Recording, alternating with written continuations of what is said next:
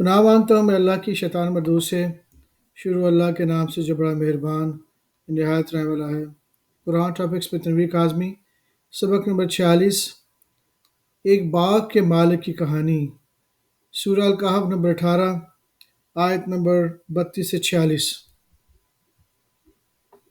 اور ان سے دو شخصوں کا حال بیان کرو جن میں ایک کو ہم نے انگور کے 2 باغ عنایت کیے تھے اور ان کے گرد گرد کھجوروں کے درخت لگا دیے تھے اور ان کے درمیان کھیتی پیدا کر دی تھی۔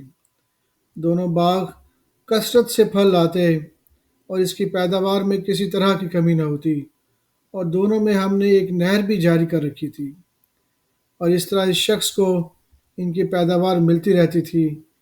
تو ایک دن جب کہ وہ اپنے دوست سے باتیں کر رہا تھا، کہنے لگا کہ میں تم سے مال و دولت میں زیادہ ہوں اور جتھے اور جماعت کے لحاظ سے بھی زیادہ عزت والا ہوں،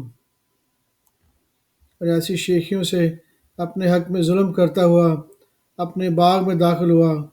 کہنے لگا کہ میں نہیں خیال کرتا کہ یہ باغ کبھی تباہ ہو، اور نہ خیال کرتا ہوں کہ قیامت برپا ہو، اور اگر میں اپنے پروردگار کی طرف لوٹایا بھی جاؤں تو وہاں ضرور اس سے اچھی جگہ پاؤں گا۔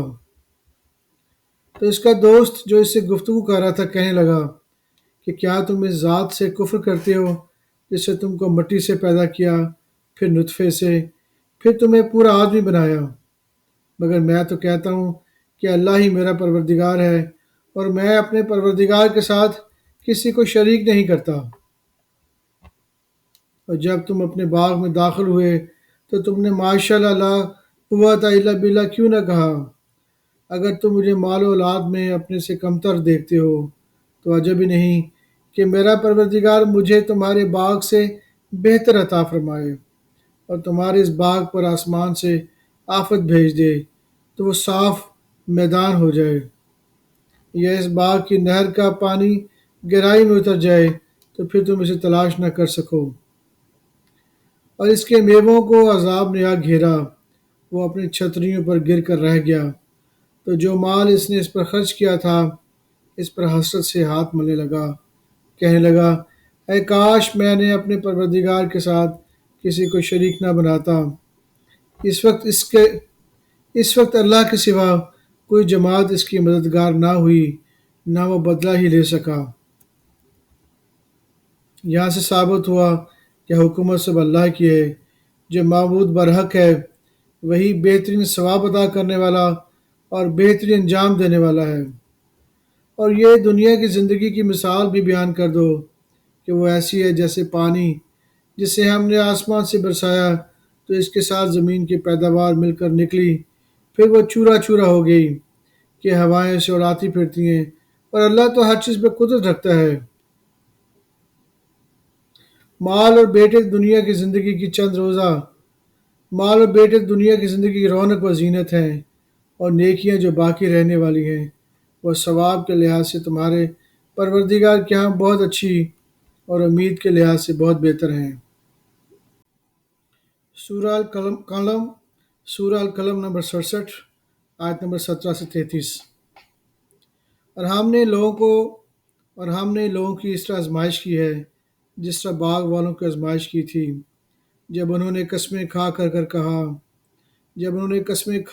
کر کہا کہ صبح ہوتے ہوتے ہم اس باغ کا میوہ توڑ لیں گے، اور انشاءاللہ نہ کہا، سو وہ ابھی سو ہی رہے تھے کہ تمہارے پروردگار کی طرف سے راتوں رات اس پر ایک آفت پھر گئی، تو وہ ایسا ہو گیا جیسے کٹی ہوئی کھیتی۔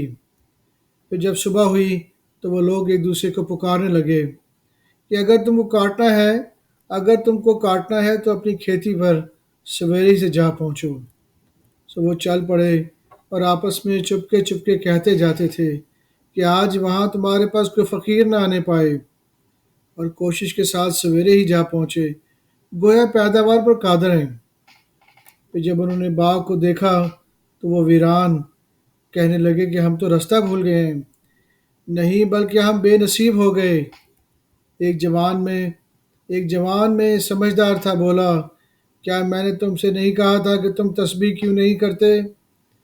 دوسرے کہنے لگے کہ ہمارا پروردگار پاک ہے، بے شک ہم ہی قصوروار تھے۔ پھر لگے ایک دوسرے کی طرف رخ کر کے ملامت کرنے، کہنے لگے ہائے شامت، ہم ہی حد سے بڑھ گئے تھے۔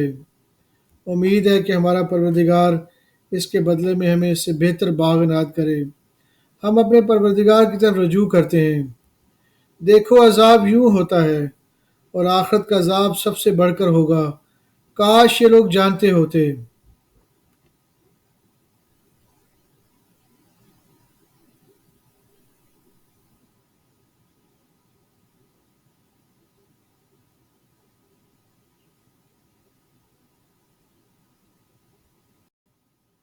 صدق اللہ العظیم۔